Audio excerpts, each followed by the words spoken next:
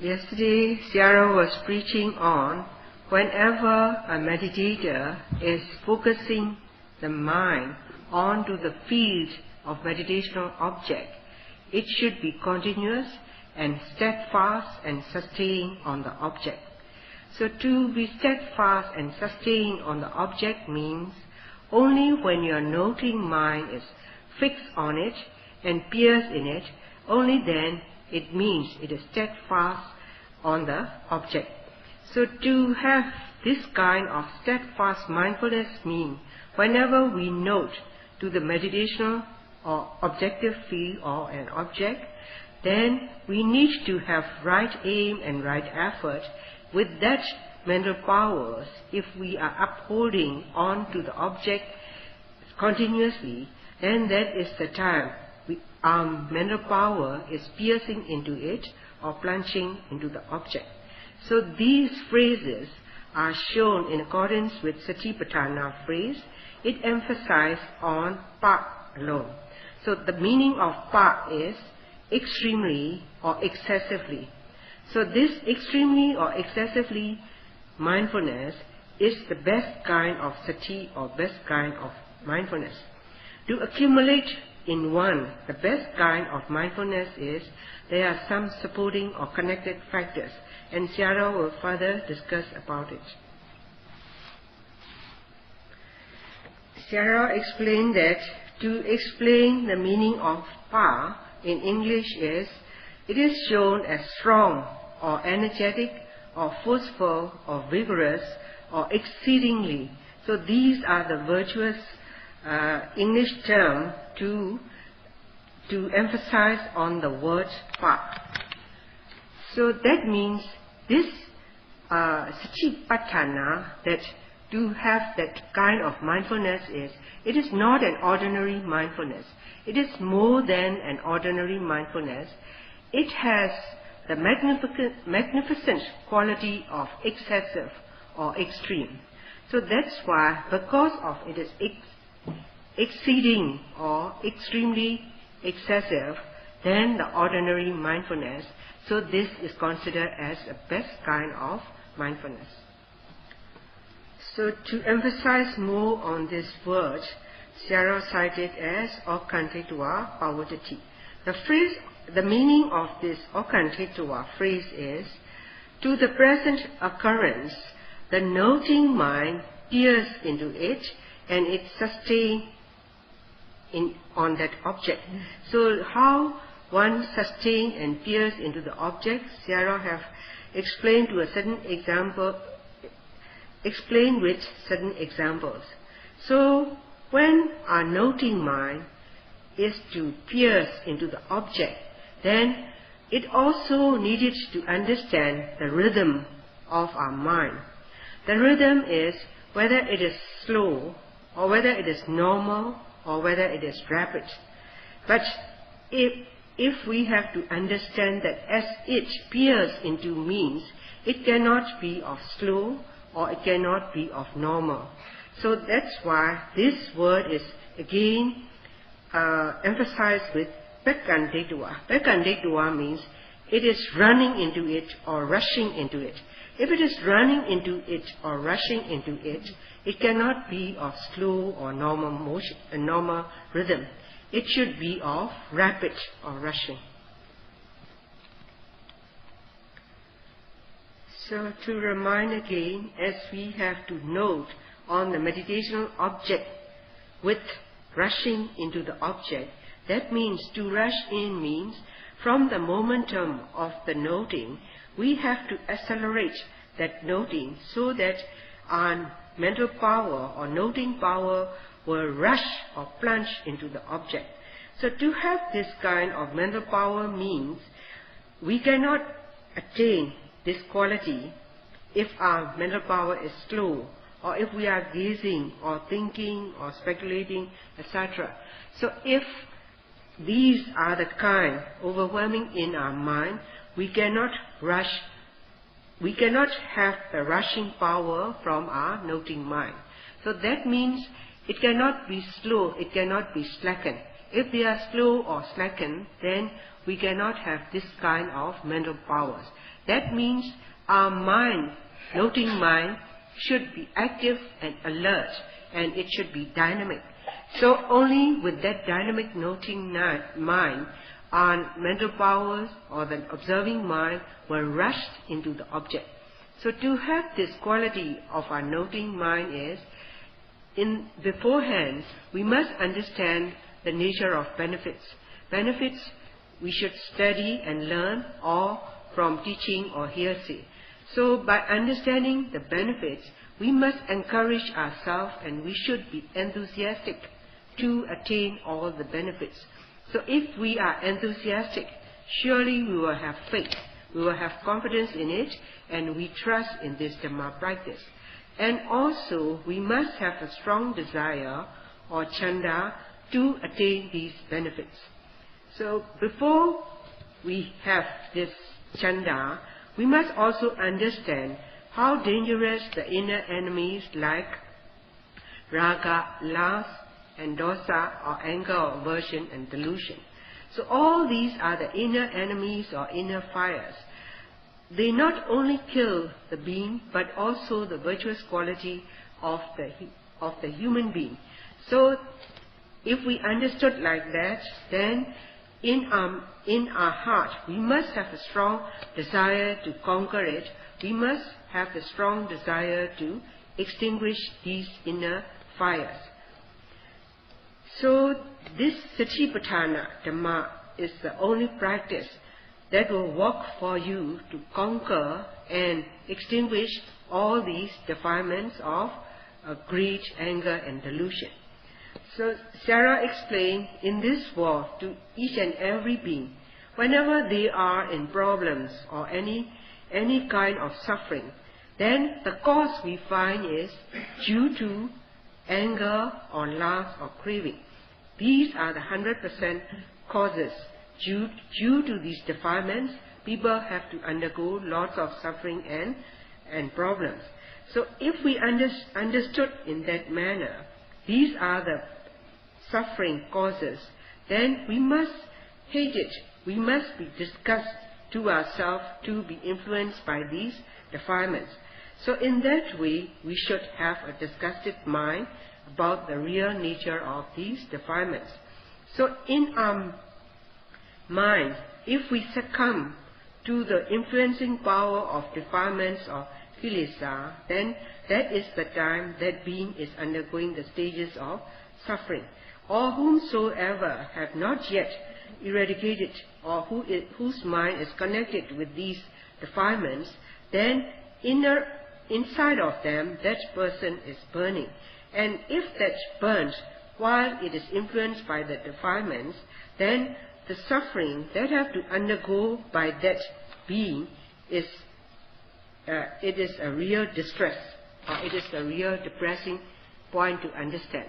So that's why if we succumb to the influence of defilements or kilesa, then whenever we act in deeds or speech, we used to speak or act in a wrong way. So if we did wrongs from deeds and speech, then it kills the virtuous quality as a human being. So once you have killed the virtuous quality as a human being, not only you degrade yourself, you bring in to your surrounding all the inferior kind of quality. So that means you are degrading yourself, you are making yourself as an inferior kind of human being. Though we are a human being by look, but if we don't have any human being conduct, then we are no better than the animals. So this is the way we have to understand. So if we are no better than animals means whenever we succumb to these powers of defilements. So if we understood our condition like that, we must have a strong desire or chanda to conquer it, to win on all these defilements. So that's why when it comes to enemies, the kilesa are the inner enemies, and trisa veda means these are the outer enemies. As for the outer enemies, maybe we meet at times, or it is very seldom. But inner enemies are the enemies within us is always constantly killing us or constantly torturing us. So that's why this inner enemy is the most dangerous for one. So if we know the virtuous quality by taking up this Satipatthana Dhamma practice, we must have a strong desire to pursue this line of Dhamma practice. If we are understanding the virtuous quality of this Dhamma practice, when we are taking up this meditation, because of your strong desire to succeed, then even though you may meet with difficulty, you won't render even for the ease of body and life. So in that way, you become a courageous meditator. Once you become a courageous meditator, you push up all the mental qualities within yourself, so that you are brave, you are becoming a brave meditator. Once you become a courageous meditator or a brave meditator with full of mindfulness, then that will conduce one to accumulate strong samadhi in oneself.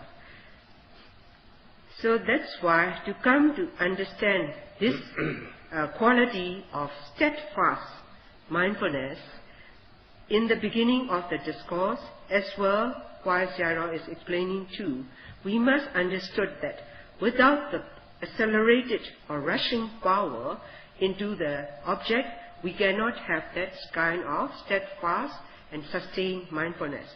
So to have these qualities mean, if our mental force is cold or slackened, we cannot achieve this quality. To this explanation, Sayadaw would like to elaborate, which coincides with the practice.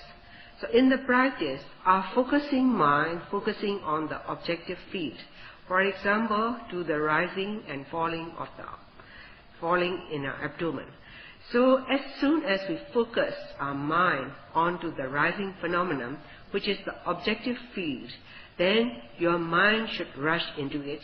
Likewise to the falling, which is also your objective field.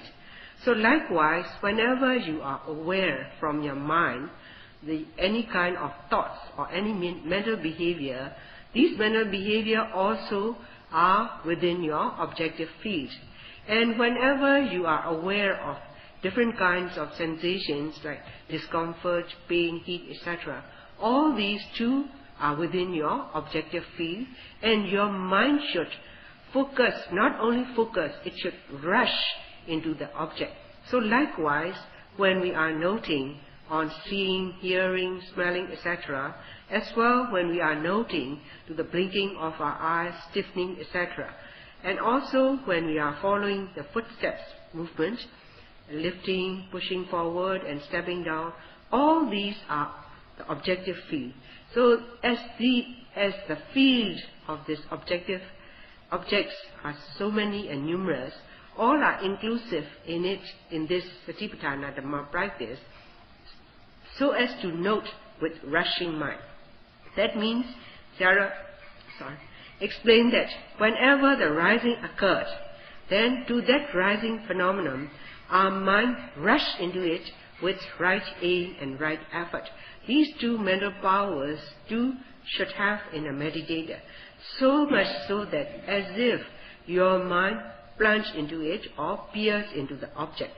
So when you have that kind of mental powers working out in a unique manner, that is the time you have accomplished in the rushing power of mind, noting on the object. So in that way, because of your piercing mind or rushing mind, noting into the object, because it is so powerful that it holds onto the object. So from one moment, you are noting power, observing or holding onto the object, and you are knowing about it, and the next moment is in the same manner. So in that way, from moment to moment, as we are noting with rushing mind and piercing mind, and holding on to the object properly, then we have that steadfast, sustained mindfulness. So that is the kind Sayadaw like to express, that this is the kind that which is extremely or strongly or excessive kind of sustained mindfulness or sati. So Sarah explained how it is important to note in the manner of rushing into the object mean, so much so that it is like you have to give a top priority, or just like in an emergency. So as soon as the rising occurred, then your noting mind giving the top priority to that phenomenon, and as if it peers into the object, you must note it without hesitation. It must be immediately note on it without hesitation. Or if we are noting on the falling phenomenon, the noting mind should pierce into the object immediately without hesitation. So if there is any kind of thinking or any kind of speculation, then your noting mind power is already late, because the object has already passed off and you are not coincide in what you have to note. So that's why when we have to note on any kind of object, then we have to note immediately, so much so that this noting mind, as if it peers or rush into the object and steadfast, or it should be sustained on the object. So this way of noting from one moment to another is called as sustained, steadfast mindfulness. So in our noting manner, we should note it with immediacy, or we must note it immediately without hesitation. That means there shouldn't be any speculation or thinking from our mind. If we are thinking or speculating, then this mental power to observe or note in the objective field, then our mental power is not accomplished. It is not energized. So that's why to whatever the object that occurred, without speculation, with that strong mental forces, without thinking, we have to note onto the object with strong mental powers in a rushing manner or in piercing manner. So in that way, if we are noting from moment to moment, to each and every second, then we are fulfilling our mental powers or mental energy. So concerned with this mental energy, Sarah explained in the day before, and now Sarah further explained that there are two mental strengths that can be obtained. The first is the kind, Pati Sinkhana Pala, that is the strength obtained by speculating or trying to think or reason out. So this is the kind of strength one would obtain. But the knowledge that will accumulate through speculation or reasoning out is not the reality. You may be knowing as a knowledge, but it is still the superficial one. So it is not the reality. So if we are not seeing the reality, that means we are seeing the reverse. That means we are having avijja, that is ignorance. If we are having the ignorance, we are not knowing the truth as it is or as they are. And at the same time, because lacking in the knowledge of knowing the truth, we are also having the reverse understanding of all the truth. So that's why if we are, our knowledge or the strength of the knowledge having in this kind is whatever the object we are observing, then this observation is always connected with tanha, that is connected with craving. So with that craving, and also when we are speculating or reasoning out, then that is the time we are having meaningless thinking or meaningless speculation or meaningless reasoning out. So this kind of strength, what we obtain is, we will never know the truth of all the truism. So contrary to this, by practicing this Satipatthana Dhamma practice, this is the kind of practice to come to understand all the realities as it is and as they are. So to come to understand the reality means we need to have the right mindfulness with the other connected mind force of right aim and right effort, And as prescribed by the teacher, if we can really pierce or rush and note into it with steadfast mindfulness, then if one moment, if we can note it with that kind of mindfulness, that is the time we are accumulating mental power or enhancing ourselves in the cultivation of our mind. Once we are having the cultivation of mind, then there will be the growing or culturing to attain more of these mental powers. So this is the kind called as bhavana strength or bhavana bala. This is the strength which is accumulated in our mind by observing on to the realities as it is and as they are. To this kind of observation, there is no such in a point as reasoning or speculation. It is to be seen the reality as it is and as they are. So if we are seeing the reality, then we come to understand what is the truth of the suffering through bhavana bala, through the strength from cultivation of our mind. So when the time due comes, we come to understand the truth of suffering as suffering, dukkha, satya. Once you are understanding the truth of the suffering as suffering, then that is the time, whatever you contemplate or observe on the object, then when the time due comes, you are able to eradicate tajna or craving. So once you are having that wisdom or understanding, that means you have already dispelled ignorance. So once your mind is freed from ignorance, you are seeing the reality as it is. So that is the kind that mental power is able to eradicate or suppress tajna, that is craving. So that's why to come to understand all the realities as it is and as they are, there is no such point in our noting mind as speculation or reasoning.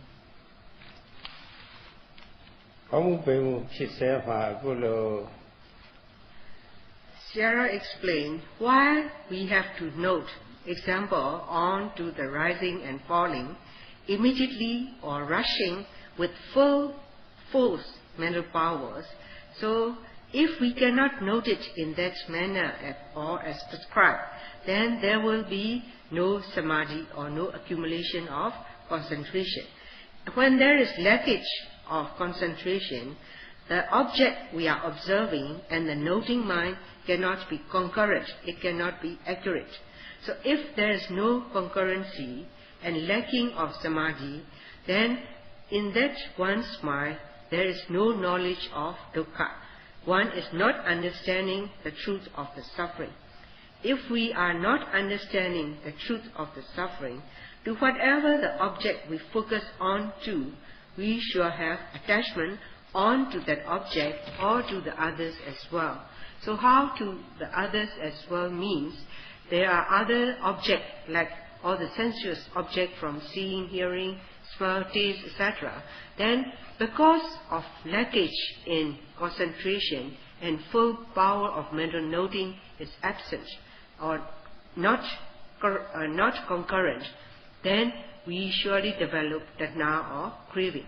Because we are not understanding the real dukkha or the real suffering that is arising if you are really noting. Because of no collectiveness of mind, your mind has lacking in samadhi, so there is no collective power and it is scattered. So to that kind of mind, it surely is overwhelmed with avijja, that is ignorance. Because of ignorance, to whatever the sensuous object we have to encounter to, we crave to it. So to expel this ignorance is with full mental power, with the right aim and the right effort, as we are noting concurrently onto the object, how we come to understand the true nature it is. For example, Sarah explained when we are noting on the rising and falling of our abdomen. As soon as the rising phenomenon arises, with full force of mental power we are noting. So we are just seeing the motion or the stiffness or tension or expansion, extension or relaxation. So these are the natural characteristics of all the realities.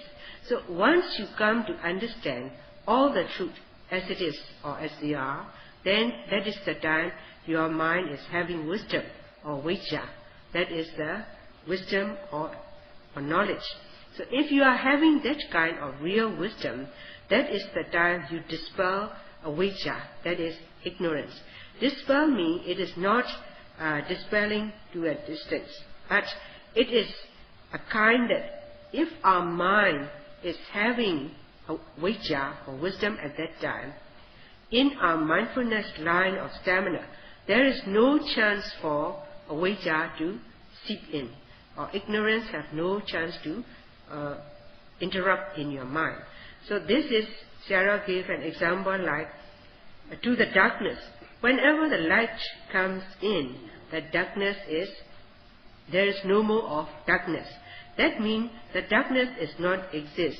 It doesn't mean that because of the light is there, the nature of darkness has no chance to interrupt in. So likewise, in our naughty mind, if we have wisdom or with vijja, that is understanding or wisdom, then there is no chance for that mind to interrupt with tatna, that is craving. When there is no craving, then at the same time you are also understanding the truth. So that's why Sarah explained, whatever the wholesome deeds or whatever the kind of civilization there is, then to dispel all the ignorance and to accumulate this power of wisdom, then this is the kind to practice this Satipatthana meditation. So with avijja or with ignorance, we cannot dispel tatna. So with vijja or wisdom, we are able to eradicate this tatna or craving. So that to do this dispelling of craving, then this Dhamma practice become the most effective, a kind of most effective practice in this world, and also it is the most powerful kind of practice, and it is also the most beneficial kind of practice. So whatever the good deeds the people are doing, whatever the civilization through which they are practicing, this is the best kind and highest wholesomeness to be practiced, because it has the most efficient or effective, it has the most effective power. So that's why, compared to Pratisinkana Pala, that is the strength of mental power achieved through thinking or reasoning, is it cannot have these qualities because it is still superficial. So contrary to this, if we understand the real benefits by practicing this Dhamma, is it is the most effective way of practicing. It is the most powerful to have the best of a kind, and the most beneficial practice to be achieved by one. So as this practice, as these wonderful or most powerful qualities are present, Sayadaw have been stressed again and again.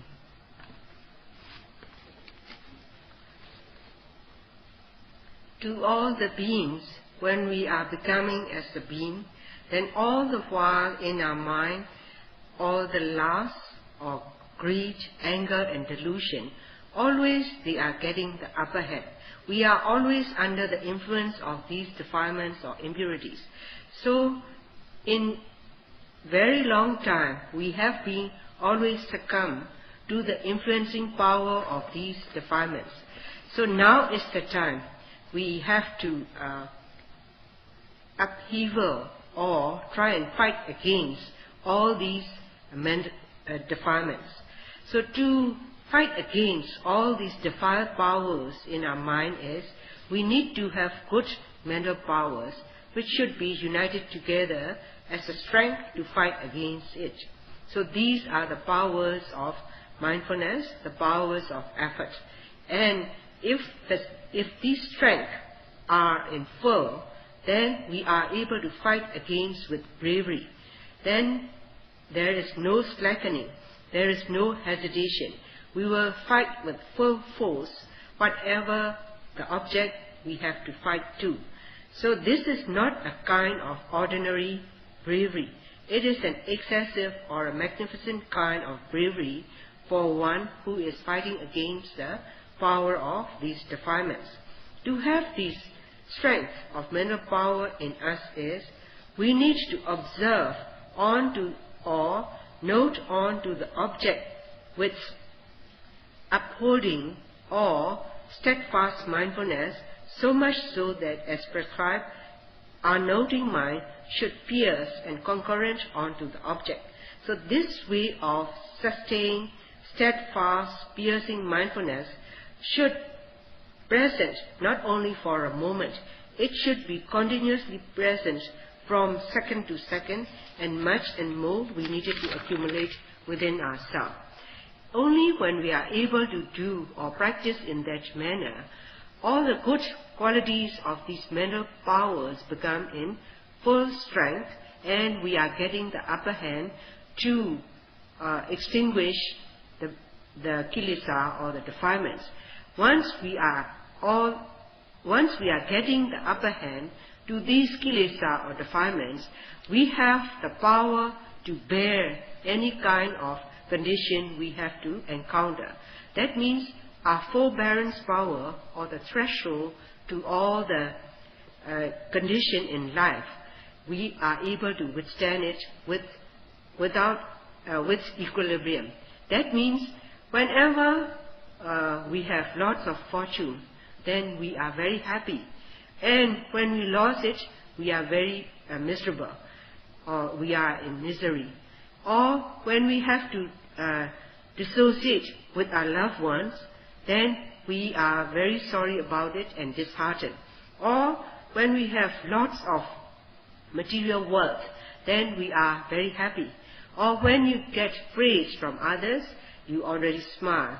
When you are disparaged by others, then you have lots of scorn feeling in you.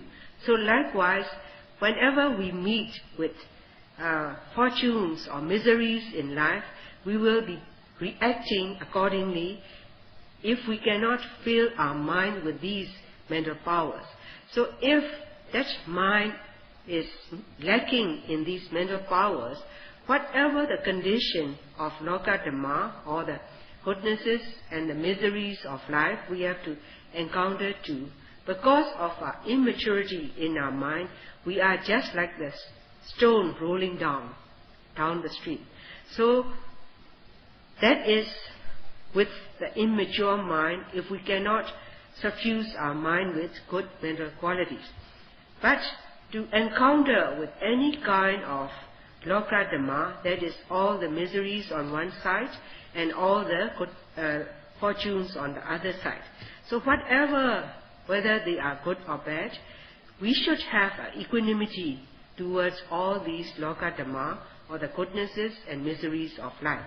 So to have that equanimity means it is very crucial for one to take up this Dhamma practice. To take up this Dhamma practice means to accumulate our mind with Dhamma or Vipassana knowledges. So to accumulate this Vipassana knowledges mean, by speculating or reasoning, we will never ever accumulate this kind of knowledge. But only with real practicing, as prescribed by the teacher, how to note it, then we will come to understand the realities by attaining the Vipassana wisdom, basic from this is the kind of mind and this is the kind of matter. So you come to understand the differentiative nature of mind and matter, and these two mind and matter flux are working out in the cause and effect relationship. And furthermore, you will come to understand the nature of impermanence, suffering and non-self. So once you have accumulated this knowledge through your practice, then that is the time you are attaining Vipassana Sukha or bliss. That is called Sanchi Sukha. This is the real bliss. So as for one who do have this Dhamma knowledges in oneself, then however they have to meet with pleasantness in one, they are not so happy or they are not elated. However one have to meet with miseries, and they are not sorry for it. They are not downhearted. Why? Because they have the maturity of mind through Dhamma practice is dwell in them. So, as for one, even though we have not yet eradicated to all these defilements, but to a certain extent, through our Dhamma knowledges, accordingly, we are able to withstand all the miseries and goodnesses in life, and we have the forbearance, whether they are good or bad. So to have these equanimous forbearance or equanimity to bear all the fortune and misery in life is, we need to have strong mental powers, and these powers should act as a unique power, and as we have accumulated these Dhamma knowledges, we are having a strong threshold or strong forbearance power in ourselves. So that's why, by taking up this Dhamma practice, we need to understand that this practice benefits are not for the benefits of Lokiya or mundane world. So to attain this mental powers or mental force, this is the kind of Dhamma practice we have to take up. So by practicing this Satipatthana Dhamma practice, this is the kind which is most effective to build in the maturity of mind. This is the kind which is most powerful to have the maturity of mind. And this is the kind, if we really practice it, then if it is a real attentive and effective, then within a short time, we are attaining the benefits within a short time. To conquer the Kilesa Mara, or the inner fire within ourselves, to be able to withstand or fight against all these inner fire, we need to have mental powers, or this should be a kind we can accumulate through this Dhamma practice. That is, these mental powers must be sharp, it must be effective. Only when it is sharp and effective, with full strength, then that is the time we are having the best kind of sati. So to have this best kind of mindfulness means we must give immediate attention and effective attention on to the present occurrence, what we have to note too. So this is the serious matter we have to understand. For example, if we are following the rising and falling of our abdomen, without any hesitation or thinking, immediately with full force from our mental powers, then as if it is piercing into it or it is rushing into it with full force of mindfulness, if we are noting in that manner, then our sati or mindfulness is always stick, or as if it is coupled onto the object. So that is the best kind of sati, if we can do so. So as Sarah have explained, to fight with force means as if you are making a sudden attack. It should be a sudden attack onto the object as it arises. So if you fail to do that because you are unable to observe the present occurrence, then you won't know the true nature of that object. If you don't know the true nature of the object, that is the time your mind is covered up with moha or delusion. If our mind is deluded, whatever the nature we encounter, we attach to it accordingly. For example, seeing a sensuous object, we instantly crave for it. Or meet with any kind of disagreeable, then we develop aversion immediately. That means because we are unable to fight or note with sudden attack onto the object. So that's why, because we cannot note it in that manner, we are not knowing anything. If we are not knowing anything means our mind is covered up with moha, that is delusion. So this kind of delusion, where it takes place, this takes place in our mind or in ourselves. So if these delusions are happening in our mind or within ourselves, then we won't know anything about the reality of the nama and rupa nature. that is the mind and matter flux nature. But instead, if we have that strong, powerful, sudden attack of sati, which takes place in the place of moha or delusion by proper noting, then we come to understand the truth of this mind and matter. So this mind and matter, just like the earth, we call as a domain for the beings. So this is mind and matter, bhumi, or this is the domain for us. So if it is the domain within ourselves, then if we cannot substitute with wisdom, then the domain in ourself, or bhumi, is within the field of kilesa, that is the defilements. But instead, because of our Dhamma practice, if we come to understand the reality of this nama-rupa nature or mind and matter flux nature, then we are attaining pinya bhumi, that is the domain of wisdom. So if we are having the domain of wisdom, then that is the time we are able to discard defilements. But if we fail to note, then that is the moment our mind is covered up with defilements. So more so of the defilements tree are growing more and more in our mind, because we fail to substitute in that place with pinya bhumi or wisdom domain. So not to be overwhelmed by delusion, whatever the present occurrence as it occurred, we must note it with the full strength of mental force, as if in the fight you gave it a sudden attack of fight into it, so much so that you won't give the chance for the defilements or kilesa to interrupt into the line of your observation. And another thing is, you have to grab it with force. Grab it with force means, if you want to take another thing from, if you have to take it from other hand, you have to grab it with force, so much so that this thing should be in your hand. So to grab it with force is, we cannot, that means to grab it with force means with forceful grabbing from our noting mind to the object.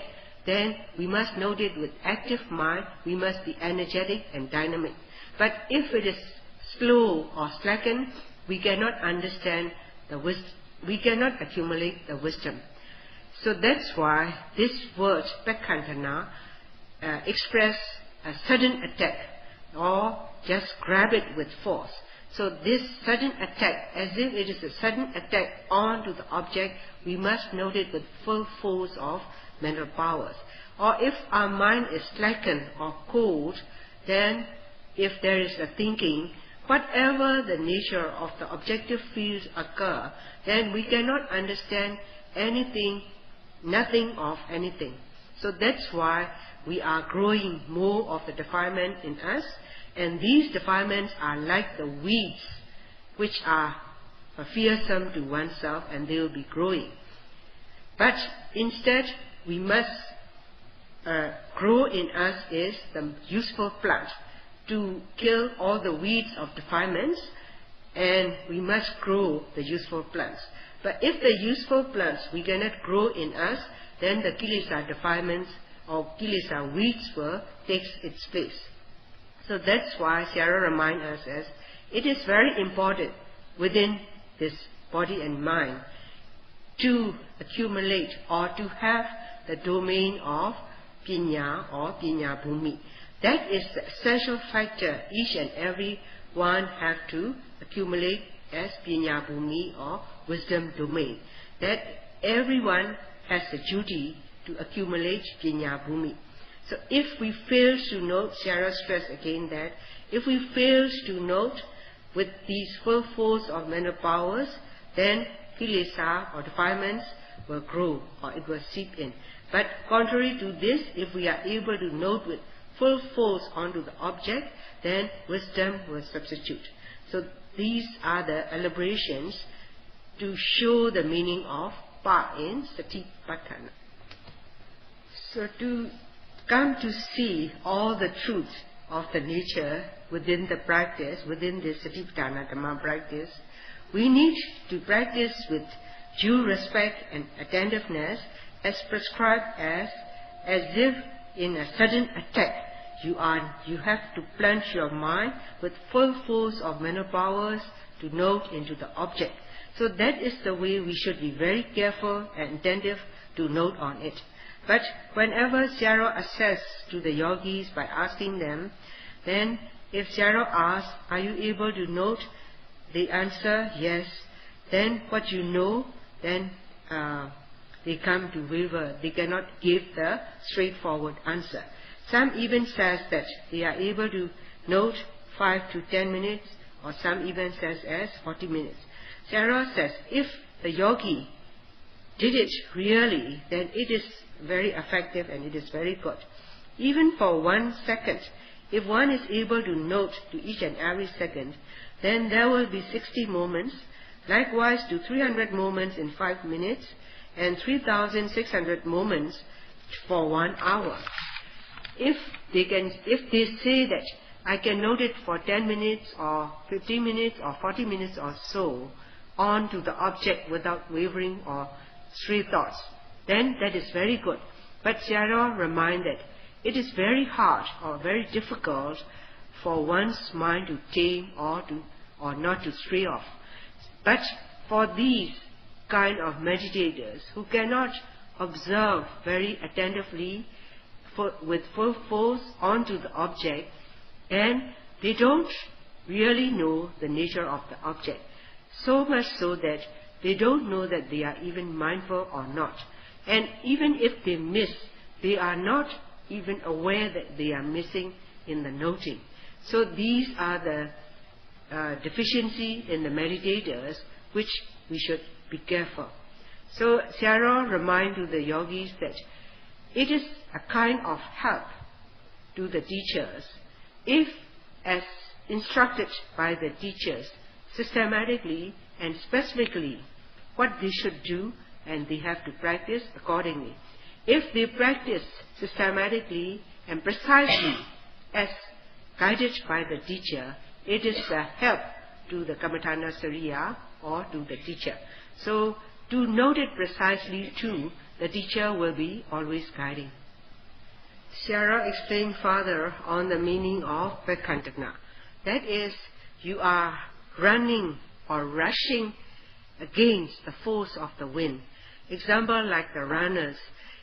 For the runners, they cannot pay attention to the crowd.